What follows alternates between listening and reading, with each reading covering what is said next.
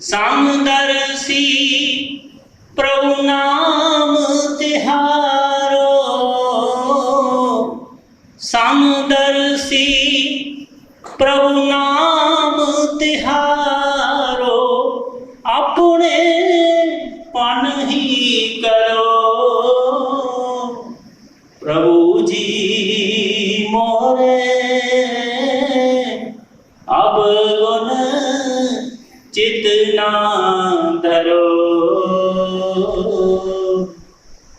एक जीव एक ब्रह्म कहावत, एक जीव एक ब्रह्म कहावत, सूर्य शाम जग लो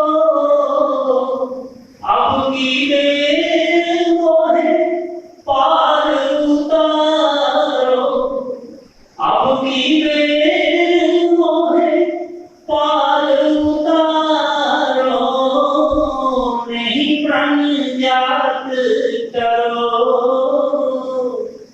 प्रभु जी मोरे अब गुण चित ना धरो। सामदर्शी प्रभु नाम तिहारो, सामदर्शी प्रभु नाम तिहारो, अपने पन ही करो। प्रभु जी मोरे अब गुण चित ना धरो। प्रभु जी मोरे अब गुण चित ना धरो। बोलिए सब जी महाराज।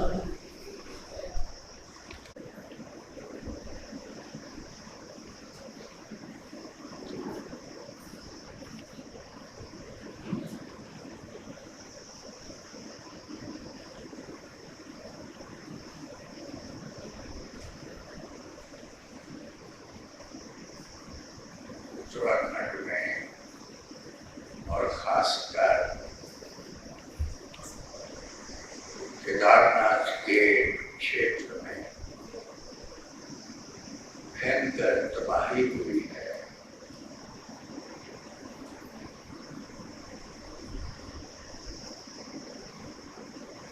लोग पूर्ण रूप से बर्बाद हो गए हैं, घर उजड़ गए हैं, धरती फट गई है, आकाश फट गया है,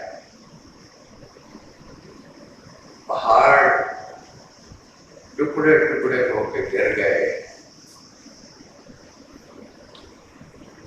भयंकर त्रासदी हुई है।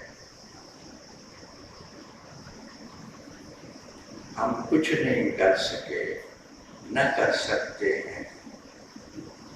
हम यहीं बैठे तमाशा देख रहे हैं, कुदरत का तांडव यहीं बैठे बैठे देख रहे हैं।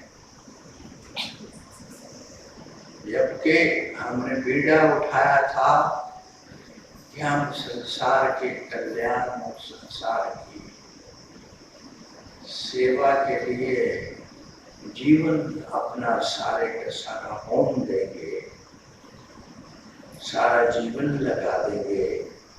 लेकिन इस दिशा में हमने कुछ नहीं किया। हम हाथ पे हाथ धरे बैठे हैं। यहाँ भजन चल रहे हैं, यहाँ गाने गा रहे हो, यहाँ कीर्तन हो रहे हैं। किसका ध्यान कर रहे हो? किसकी पूजा कर रहे हो? किसके आगे प्रार्थना कर रहे हो? यहाँ उसी के बनाए हुए संसार में तूफान उठा है। बहुत मंजर है ये सारे का सारा। सुनो तो कलेजा मुंह को आता है। एक एक घर उस क्षेत्र में पूरी तरह से त्रस्त हो गया है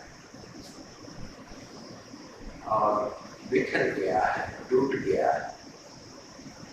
बेशुमार लोगों ने जान गंवाई है और बेशुमार लोग लापता है। हमारे ही देश में नहीं, बाहर के देशों में भी होता ही आ रहा है, अक्सर होता है। कुछ दिन मौन रहती है प्रकृति, उसके बाद फिर से झंझावात उठता है और हर ओर हाहाकार मचती है।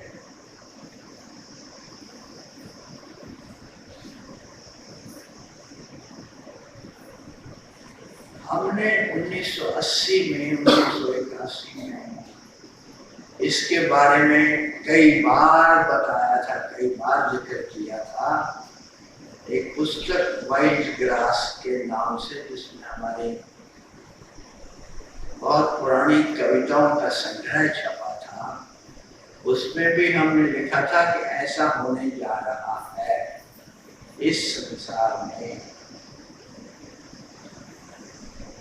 और 1993 1994 में भी एक बार फिर इस बारे में हमने बहुत जोर से पुकारा था। अफसोस ये है कि हम कुछ न कर पाए, जानते हुए भी कि लोग मरेंगे। आगे का भी बहुत जानते हैं कि किसी न किसी प्रकार से जीवन का सर्वनाश होगा इस पृथ्वी पर, लेकिन इंसान बाज नहीं आता, इंसान रुकता नहीं है। ये कोई दैवी आपदा नहीं है, ये कोई परमात्मा ने आघात नहीं किया है, वो तो कभी भी आघात नहीं करता है। कोई बाप जो सच्चा बाप है वो अपने बेटे पर, अपनी संतान पर किसी प्रकार का आघात नहीं करता है। ये संतान ही है जो अपना सर्वनाश करने के तुली है, तो स्वयं अपना सर्वनाश करती है। अभी हम 2 मिनट के लिए मौन में जाएंगे। न तो हमारे पास इतना धन है कि हम धन दे सकें, तुम भी यही कहोगे हमारे पास तो महाराज जी गुजारा करने के लिए, परिवार चलाने के लिए ही है, बस इतना ही है। किसी से पूछो, बस है नहीं, कुछ नहीं है। और जाने को कहो कि वहां जाके कुछ करो, कौन जाए मौत के मुंह में, कौन जोखम उठाए। खैर, जो सहायता मिल सकती थी वो मिली है उन लोगों को, और अब तो बहुत सा कठिन समय बीत गया। हम और नहीं कुछ कर सकते तो कम से कम हम प्रार्थना कर सकते हैं, हम उनकी सलामती की दुआएं कर सकते हैं जो बच गए हैं, और जो चले गए हैं उनके लिए भी प्रार्थना कर सकते हैं कि उनको शांति मिले, कि उनको सुख जहाँ भी है वो मिलता रहे, उनकी गति अच्छी हो, वो सदगति को प्राप्त हो, वो आत्माएं भटके नहीं। आमतौर पर ऐसी त्रासदी में जो शरीर छूटता है तो आत्मा भटकती है, हम उनके लिए दुआ करेंगे। 2 मिनट के लिए आंखें बंद करें।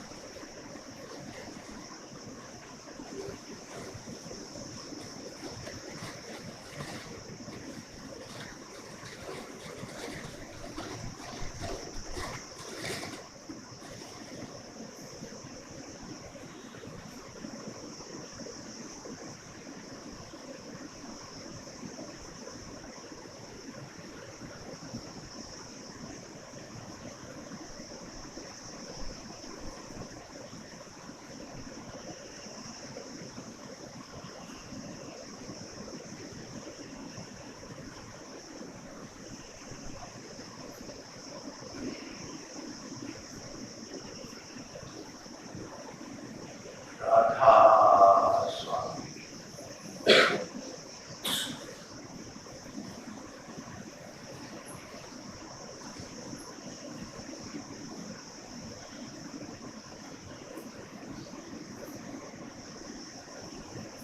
इस धरती पर तुम बैठे हो, इस भूमि पर ये सत्संग हो रहा है।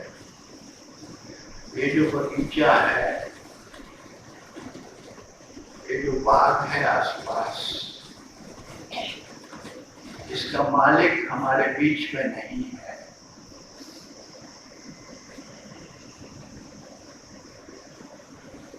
वो एक महात्मा थे, महात्मा जगन्नाथ जी गोयल।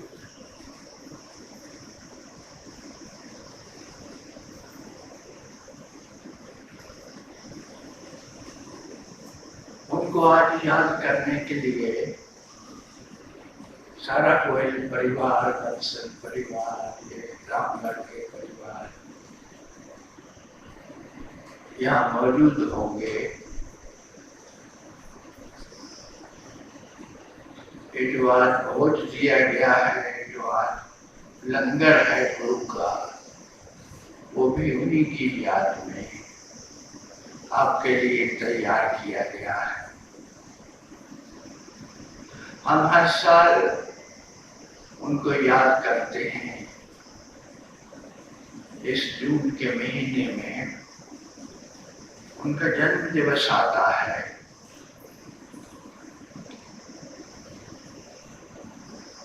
उनके बच्चे, उनके बेटे, उनकी बेटियां सब यहाँ पर मौजूद हैं। उनके दर्शन आप कर चुके हुए हैं। और बार उनको यहाँ बुला करके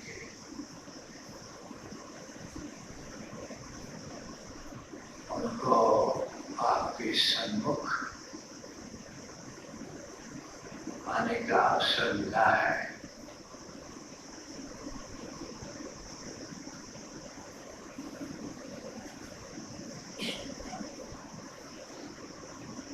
लोग चले जाते हैं, महात्मा भी जाते हैं, महात्मा भी जाते हैं, सब जाते हैं। जैसे आते हैं खाली हाथ, वैसे ही खाली हाथ लौट जाते हैं।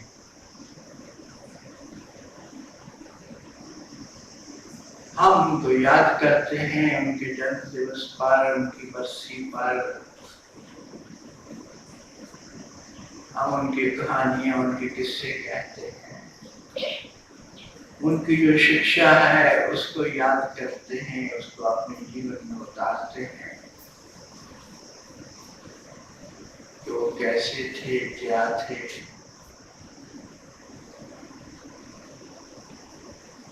मैं जगन्नाथ जी महाराज को नहीं जानता हूँ, उनके बच्चों को जानता हूँ।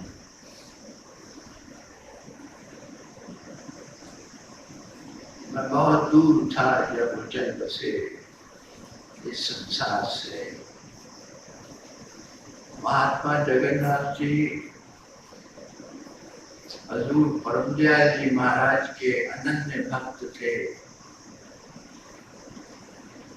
और वो उनको यहाँ रामगढ़ में बुलाया करते थे।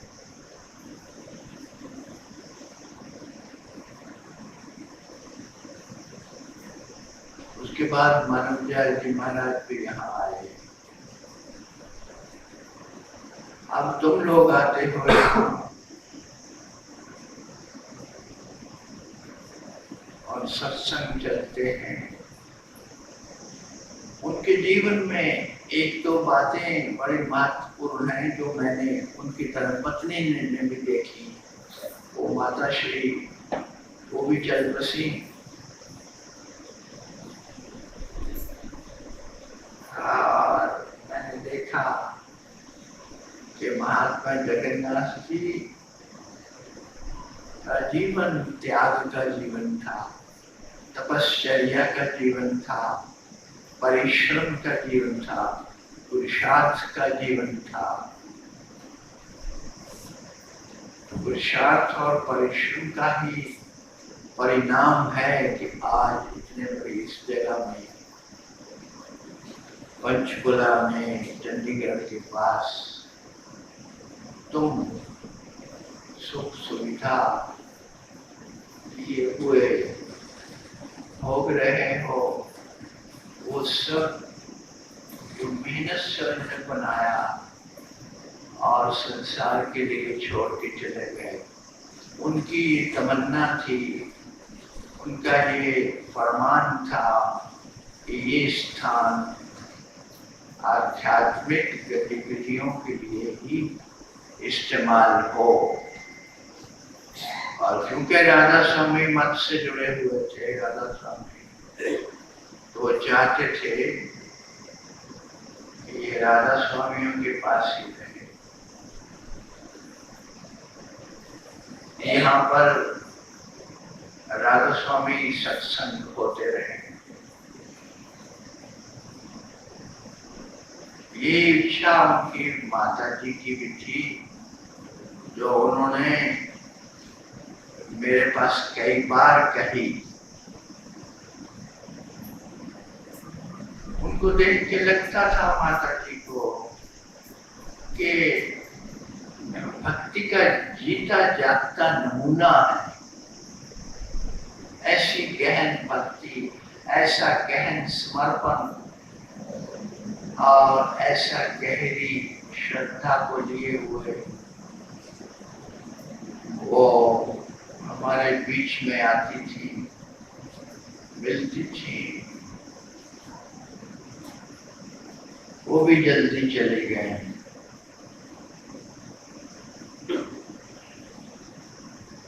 आज करो याद उनको।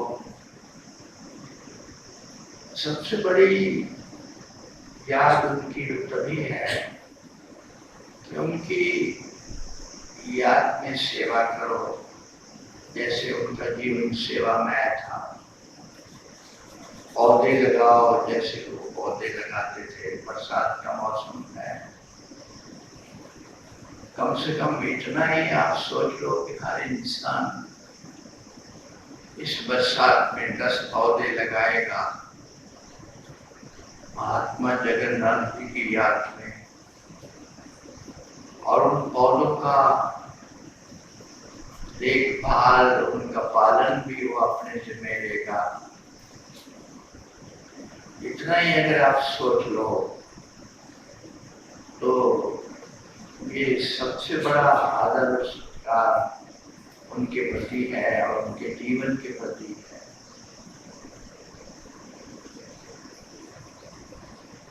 इतना बड़ा काम किया। तुम्हारे वेद, तुम्हारे शास्त्र तो कहते हैं कि जो एक पौधा लगाता है वो मोक्ष को प्राप्त होता है। एक पौधा। और उपनिषदों में कहा है कि जो पौधे उगाता है इस धरती पर वो कई जन्मों तक स्वर्ग भोगता है, बहुत लंबे काल तक, बहुत लंबे समय तक उसका स्वर्ग में वास रहता है। ये सब सत्य पर आधारित है, ये सब धारणाएं, क्योंकि सच में पौधा लगाना एक बहुत बड़ा सृजन का कार्य है।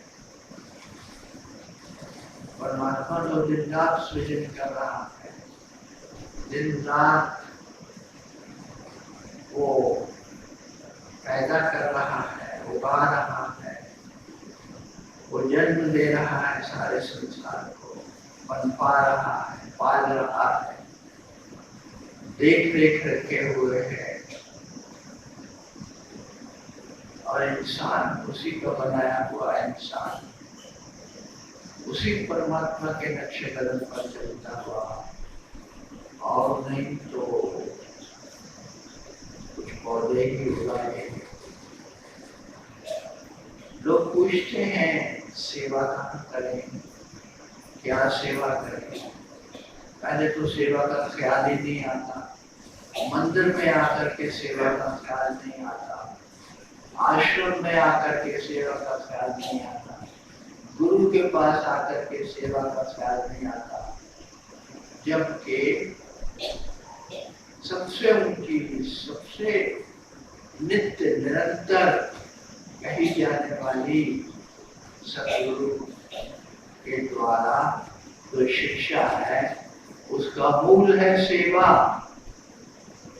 ये सेवा करो, लेकिन कह करके करवानी पड़ती है, भाई सेवा कर लो। तुम सोचते हो कि अपना काम करवा रहे हैं, अपना काम करवाने के लिए हमसे सेवा ले रहे हैं। इससे बड़ी भ्रांति, इससे बड़ा भ्रम और इससे बड़ा ज्ञान और क्या होगा। तुम्हें किसी ने संवरने का मौका दिया है, तुम्हें किसी ने अवसर प्रदान किया है। इस सेवा का एक छोटा सा अवसर है, हाथ से मत गवाओ। कल्याण तुम्हारा ही होगा, तुम्हारा ही जीवन सुधरेगा, तुम्हारा ही उत्थान होगा। लेकिन जो उल्टी खोपड़ी के हैं वो कुछ और ही समझते हैं, भी हमसे काम करवा रहे हैं। ऐसी सेवा ना देना अच्छा है, ऐसी सेवा ना करना अच्छा है।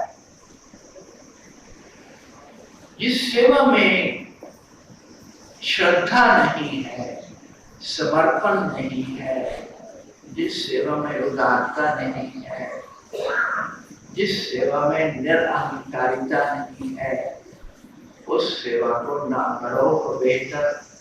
नहीं तो वो भी एक प्रकार का छलावा हो जाएगा, उसी परमात्मा के प्रति छलावा। तो महात्मा जगन्नाथ जी के जीवन से यही सीखो कि पेड़ अपने लिए नहीं उन्होंने उगाए थे, तुम्हारे लिए उगाए हैं सब पेड़। तुम इनकी छाया में बैठो, तुम इनके फल खाओ, तुम इस पृथ्वी को भोगो, तुम यहाँ पे आराम को फरमाओ।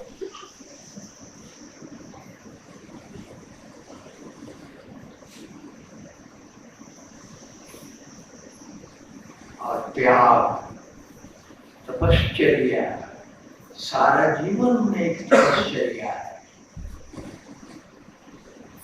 और जिसने इसको तपश्चर्या के भाव से ना लिया, उसने गवाया, उसने अधर्म को पाला, वो धर्म से वंचित रह गया। और जो धर्म से वंचित है वो परमात्मा के आशीर्वादों से भी वंचित हो जाता है।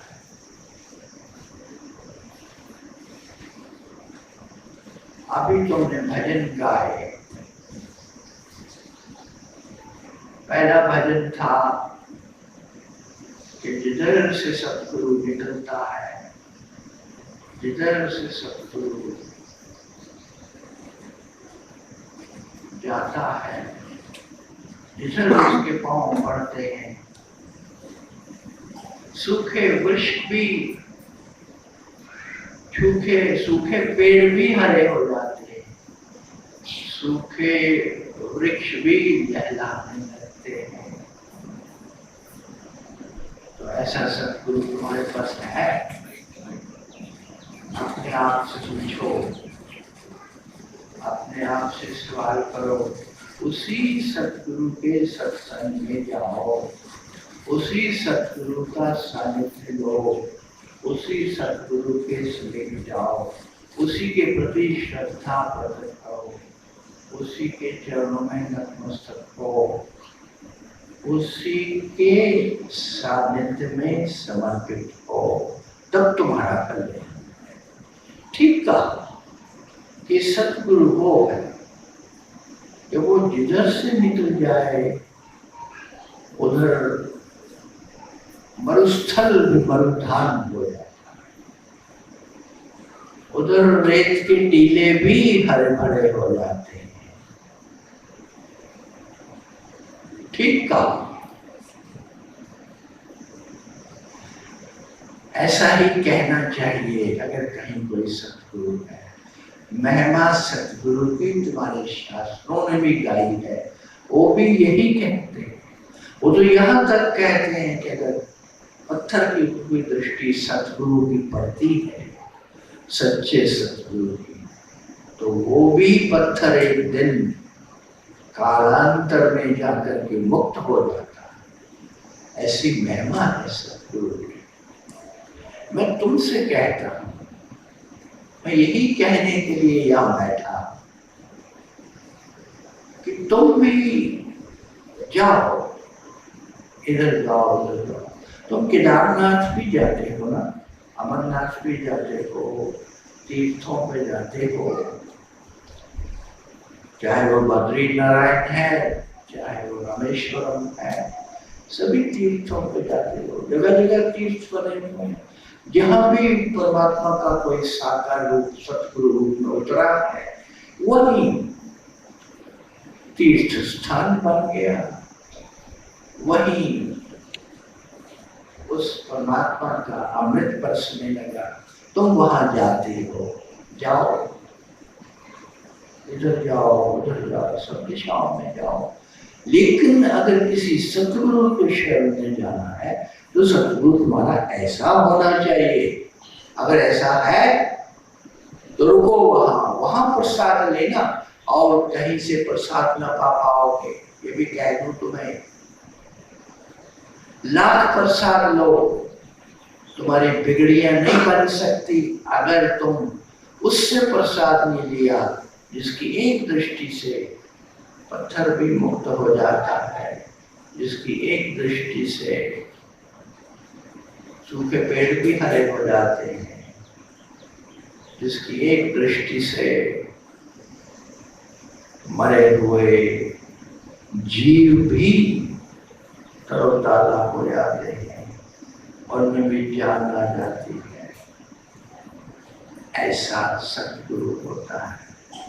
ये तुम्हारा ही भजन है और मैं इसकी तारीफ करता हूँ, ठीक ही है। दूसरे भजन में मुझे याद दिला दी मेरे पिताश्री की। ये समाना से वो देवराज हैं, देवराज उनके बेटे, उन्होंने भजन गाया है। कहाँ है? ये बैठा पास में, इसने भजन गाया है, इसने प्रार्थना कही है।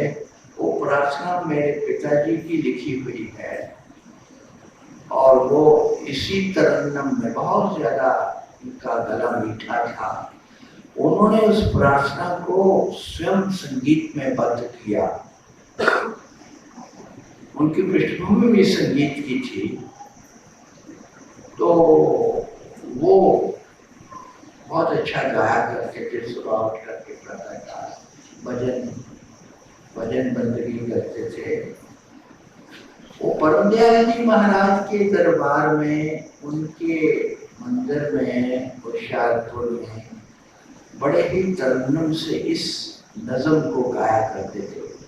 करता हूँ इल्तवास में हाथों को जोड़कर, कृपा निधान सुनिए मेरी कान खोलकर। उस मालिक से, उस परवरदिगार से प्रार्थना की है और लोग रोने लगते थे, वो खुद भी रो पड़ते थे। वो प्रार्थना बहुत छुई थी परम दयाल जी महाराज को। जब भी उनके सत्संग में वो मौजूद होते थे, हमारे पिताश्री डॉक्टर साहब, तो उनको उठा के कहते थे वो प्रार्थना गाओ। आज पता नहीं कहाँ से इस बेटे ने प्रार्थना वही गाई और हमें पुराना समय, पुराना जमाना याद आ गया। प्रार्थना तो बहुमूल्य है, किसी के भी हृदय को ढिला दे, अगर वो भक्त है, अगर वो प्रेम से भरा है। लेकिन तुम्हारी अपनी प्रार्थना ये बन जाए, दूसरे की न रह जाए, कि तुम्हारा अपना रोम रोम से खिल जाए, तो प्रार्थना है, तो कबूल होती है, तो परमात्मा को स्वीकार है। लेकिन अगर तुम केवल कंठ से गा दो, पूरे रह जाओ और उसका रस तुम्हारे भीतर न गिर पाए, उस प्रार्थना का स्वाद तुम्हारे रोम रोम में, तुम्हारे आत्मा में भर न जाए, तो कोई लाभ ना होगा। प्रार्थनाएं तुमने भी बनाई है, बहुत सी प्रार्थनाएं हैं इस जगत में। करीब करीब हर भजन में एक प्रार्थना है। ये जो यहाँ पर अशोक ने सूरदास का भजन गाया है, वो भी तो प्रार्थनाएं हैं। मेरे अवगुण चित्तन धरो, प्रभु जी मेरे अवगुण चित्तन धरो, ये भी तो प्रार्थनाएं हैं। ये जो धवन ने गाई है कि मैं चंगी है या बंदी है, तेरा ही बंदी, मैं बंदा तो तेरा ही हूँ, चाहे बुरा हूँ चाहे अच्छा हूँ। ये सब प्रार्थनाएं उसके चरणों में, उस मालिक के चरणों में। जितना गहरे से इस प्रार्थना से जुड़ते हो, जो तुम गाते हो, वो ही बंदगी बन जाती है, वो ही परमात्मा के गले का हार बन जाती है, वही उसके चरणों को नसीब होती है और वो गदगद हो जाता है। वो कृपा का हाथ उठाता है, वो कृपा की दृष्टि से तुम्हें निहारता है, क्योंकि भक्ति उसी में, भक्ति शब्दों में नहीं है, भक्ति भाव में। उसके पीछे भावना क्या है, उसके पीछे भावना के पीछे कौन सा रस बहा रहे हो, उस रस में अमृत है, उसी का मूल्य है, उसी की कीमत है। वही तुम्हारे जीवन को बदलेगी, वही रस तुम्हारे जीवन को रूपांतरित करेगा, उसी रस से तुम्हारा जीवन फलेगा, फूलेगा, बढ़ेगा।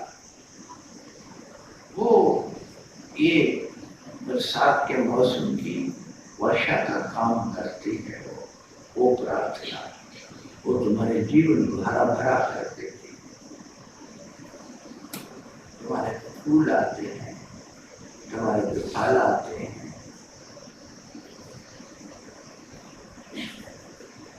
और हर इंसान बुराइयों से भरा है। मैंने बहुत ढूंढने की कोशिश की है कि कोई तो ऐसा मिल जाए जो स्वच्छतम अवस्था में है, नहीं मिलता।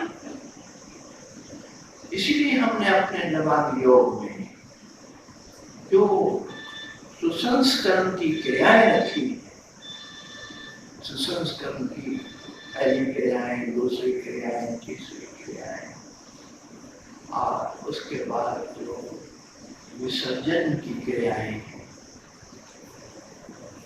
वो सब इसलिए रखी हैं कि स्वच्छतम हृदय इंसान का जब तक नहीं होता है तब तक अमृत नहीं बढ़ता भीतर, जब तक बात स्वच्छ नहीं हो जाता। ये सारा संसार मल से भरा है, कदम कदम पर मल है। मल से अर्थ ये रेत के कणों को मैं नहीं कह रहा हूँ। मल का अर्थ ये मिट्टी नहीं है, ये तो फिर भी साबुन पानी से तुम धो देते हो बाहर से, भीतर चले जाती है तो वो भी निकल जाती है पेट से। जिस मल की मैं बात करता हूँ वो मल बहुत गहरा है, वो इंसान के मन के सभी तलों को पूरी तरह से मथ रहा है वो मन, और इस बुरी तरह से मथ रहा है कि सतगुरु के चरणों में भी बैठ करके इंसान खुराफातें करता है, इंसान बेढंगा सोचता है, और ये भी साथ में सोचता है कि क्या पता लगता है मेरा, मैं कुछ भी करता रहूं, मैं राम राम करूंगा और बगल में छुरी रखूंगा। कौन जानता है दुनिया का, कोई नहीं जान सकता, कोई नहीं पहचान सकता। यहाँ पर आदमी भूल कर बैठता है, ये सबसे बड़ी भूल है। तुम हर दूसरे इंसान को बेवकूफ समझते हो, तो मेरी चालाकी वो नहीं जानता, वो पकड़ नहीं सकता। और यहाँ तक कि सतगुरु को भी यही समझते हो कि हम जो मर्जी करते रहे, सामने हम सच्चे बने रहेंगे, पीछे से हम जो मर्जी करते रहे। किसी को क्या पता, अरे आस पड़ोस को नहीं पता लगता, दूसरी दूर बैठे सतगुरु को क्या पता होगा। नहीं, यही सबसे बड़ा अज्ञान है, यही सबसे बड़ा अंधकार है। तुम भी अपने इतना नजदीक नहीं हो जितना नजदीक सतगुरु तुम्हारे है। तुम्हारे एक एक कर्म का, एक एक भावना का, एक एक विचार का हिसाब रखे हुए हैं। कर्मों के हिसाब तो हो ही जाते हैं, तुम्हारे विचार तक, जो विचार तुम्हारे भीतर अभी उठा ही नहीं है उसका भी हिसाब उसके पास है, उसको भी वो देख लेता है, उसको भी वो अपने भीतर अनुभव कर लेता है, उसकी भी अनुभूति उसको है। ये अलग बात है कि वो तुम्हें शर्मिंदा नहीं करता, वो तुम्हें शर्मसार नहीं करता, तुम्हारे मुंह पे कुछ नहीं कहता, तुम्हें हताश नहीं करता, तुम्हें निराश नहीं करता, वो फिर भी तुम्हें हलाशेरी देता है, फिर भी तुम्हें थपकी देता है, फिर भी तुम्हें हौसला देता है। बुरे से बुरे भी इंसान को सतगुरु कभी बुरा नहीं कहता, ये भी उसकी एक पहचान है। न बुरा कहता है, न बुरा मानता है, न बुरा दर्शाता है उसको। बुरे से बुरे इंसान को भी, गंदे से गंदे इंसान को भी, उस इंसान को भी जो सतगुरु के शरीर में, वो शरीर जो नाशवान है उसमें जो छुरा घोंपता है, उसके प्रति भी वो दया और कृपा से भरा हुआ होता है हमेशा, और कभी भी उसको चोट पहुंचाना नहीं चाहता, कभी भी उसको बुरा नहीं कहता, हो कह नहीं सकता। अगर वो सतगुरु है सच्चा, अगर वो सच्चा सतगुरु है तो वो परमात्मा तत्व ही है। तुम लाख गुना करते हो, परमात्मा तुम्हें हर गुना पर मुआफ करता है। हर गुना पर माफ करो, मुआफ करो। किसको सजा दोगे? गलतियां करता है इंसान तो सजा किसको दोगे? अगर सतगुरु गलतियां करने वाले इंसान को सजा देना चाहे तो ये सच मानना कि वो सजा भी सतगुरु को ही भोगनी पड़ती है, दूसरे को सजा नहीं देता। वो सजा भी सतगुरु को ही मिलती है।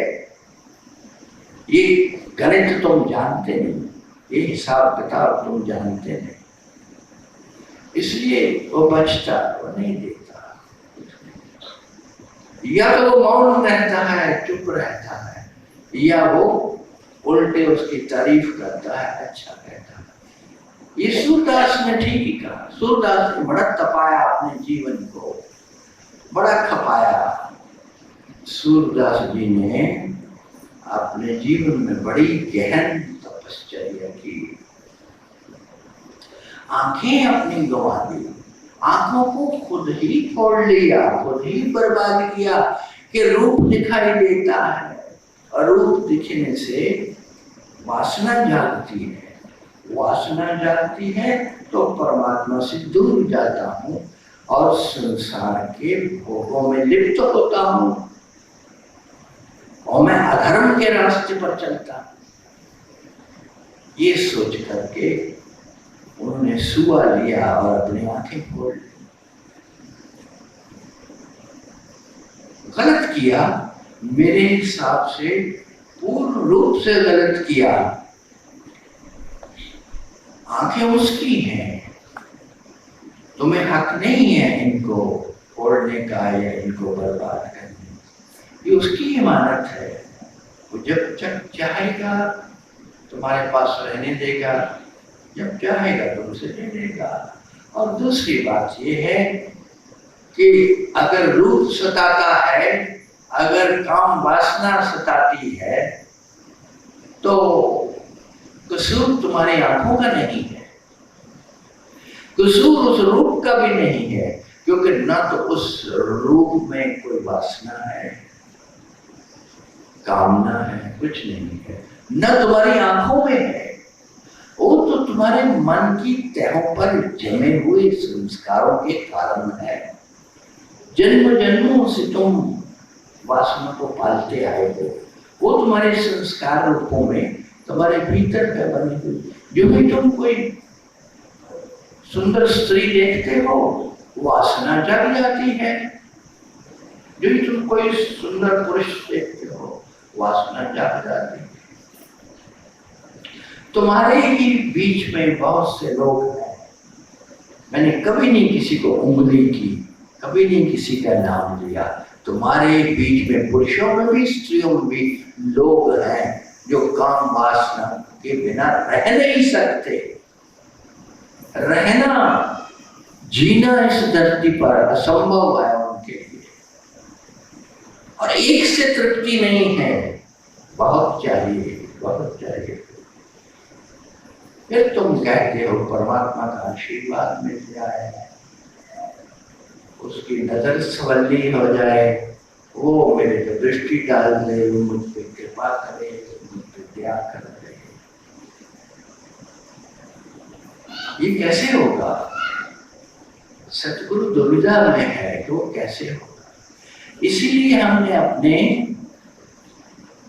जो ये अनुयाम दिए हैं संसार को, उसमें प्राथमिक चरण इसी चीज के हैं कि सफा करो अपने आप को, निर्मल करो, धो अपने आप को। जैसे रामकृष्ण परमहंस धोए हुए बर्तनों को बार बार धोते थे। लोगों ने कहना कि स्वामी जी हमने ये बर्तन धो दिए हुए हैं पहले ही, आप इनको क्यों फिर से धो रहे हो, जो फिर से गंदे हो रहे हैं? तो स्वामी जी कहते थे नहीं, मैं इनको फिर से धोऊंगा, फिर से धोऊंगा। वो तो एक शिक्षा दे रहे थे। तुम सतगुरु के कामों में नुक्ताचीनी करते हो, तुम मील मेख निकालते हो, तुम उसमें दोष देखते हो, तुम उसमें निंदा करते हो। तुम्हें मालूम नहीं कि कौन सी लीला चल रही है, कि कौन सा खेल चल रहा है। किसी महापुरुष का, किसी महात्मा का, किसी परम संत का, किसी परमात्मा के प्यारे का जो भी विचरण इस संसार में होता है वो एक खेल होता है, वो एक लीला होती है।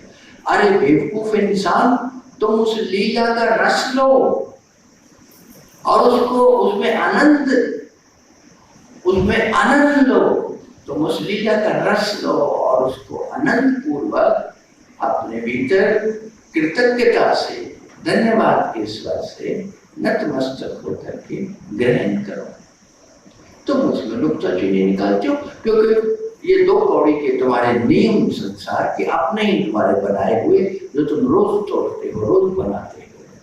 ये तुम्हारा जो संसार जो चल रहा है गंदा मंदा, कीड़े मकोड़ों से भरा हुआ, तो उसी संसार को अपनी दृष्टि में लिए हुए हो और उसी दृष्टि से तुम उस पवित्र आत्मा को, उस महात्मा को भी देखते हो, उसको समझते नहीं हो, उसकी लीला को नहीं समझते, खोट निकालते आते हो। मैंने अभी मुझे नजर नहीं आया वो सतगुरु जिसका तुमने खोट न निकाला।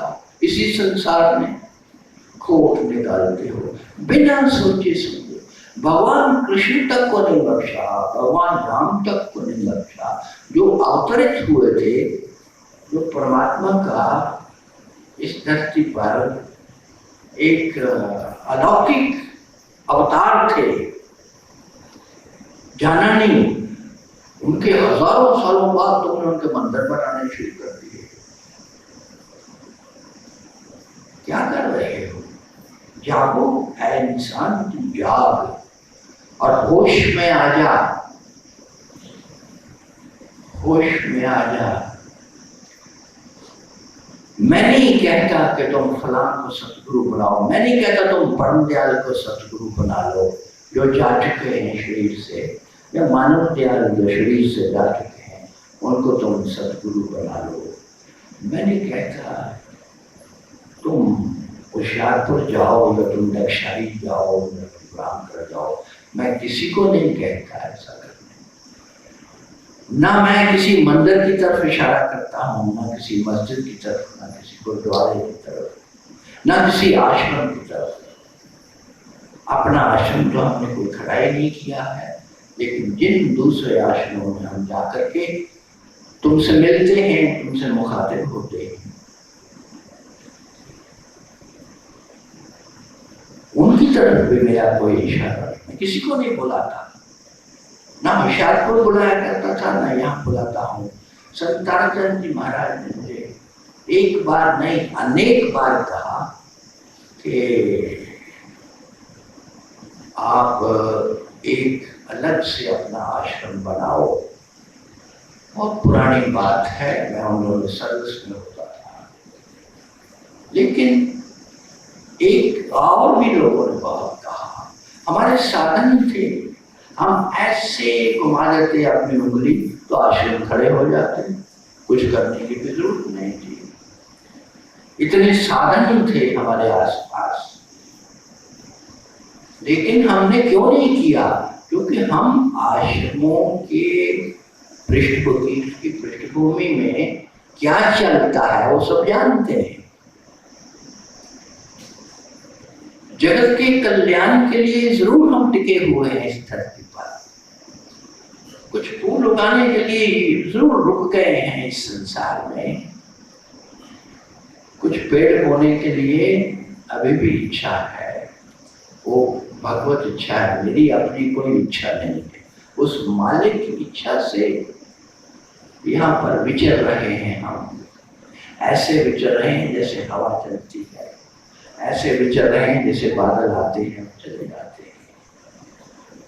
इसी प्रकार से जीना होता है हमारा, अपने लिए नहीं। उस दिन भी हम कह रहे थे, एक और परिभाषा है सतगुरु की, तो वो कभी भी अपने लिए कुछ नहीं करता, न चाहता है। उसका हर कर्म निस्वार्थ है, उसका हर कर्म निष्काम है, उसका हर विचार हर भावना निष्काम है। अज्ञानी पुरुष इसको समझता नहीं, जानता नहीं, वो यही सोचता है अपने लिए करते होंगे, अपना करना करते। अपना क्या है? अपना कुछ नहीं। सतगुरु वो है जिसने कुछ भी अपना नहीं रखा, जिसकी कोई पकड़ नहीं है, ना इस जगत पे ना उस जगत पर, जिसने परमात्मा भी पाया और बांट रहा है सब में, जिसने वो आनंद भी पाया तो वो भी बांट रहा है, जो अमूल्य है, जो तुम्हारे सारे जगत में, सारे ब्रह्मांड में मिल नहीं सकती, तुम्हारी सारी धन दौलत जिसको खरीद नहीं सकती। सतगुरु तो वो है जिसने वो पाया है और वो उसको भी बहाता है, उसको भी बांटता है। वो क्या रखेगा? वो क्या रखेगा? जिसकी कोई दुनिया, कोई इंसान मिल करके या इकट्ठे होकर के कीमत नहीं अदा कर सकता, वो भी दौलत, वो भी परम धन, वो भी परम धन, वो भी संपदा सतगुरु मुफ्त में फ्री लुटाता है और तुम उसको भी नहीं देख पाते, तुम उसको भी नहीं ले पाते। ना शुक्रगुजार इंसान अगर दुख में है तो कोई आश्चर्य नहीं है, कोई आश्चर्य नहीं।